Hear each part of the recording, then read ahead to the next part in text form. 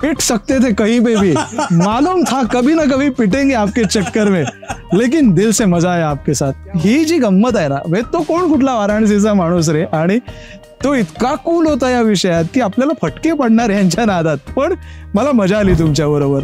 अर्थात आणि आम्ही सांगायचं, आम्ही काय हरवणार थोडी होत का, पण आम्हाला लढू तर द्या, आम्हाला शिकू तर द्या कशी असते लोकशाही, आम्हाला कळू तर द्या काय. ज्यावेळी सगळंच अडचणीचं होतं, सगळेच ज्यावेळी सबमिसिव्ह होतात, त्यावेळी इतिहासात कलाकार कायम उभे राहिलेले आहे. कॉमेडियन उभा राहिला होता आणि त्याचा अर्ज दाखल करण्यापासून तो नंतर शेवटी सबमिटच न होण्यापर्यंतचा सगळा जो गमतीदार प्रवास, अक्षरशः पिपली लाईव्हचं एक वेगळं वर्जन या निमित्तानं वाराणसीत बघायला मिळालं. त्याचं डॉक्युमेंटेशन म्हणजे जमुरा.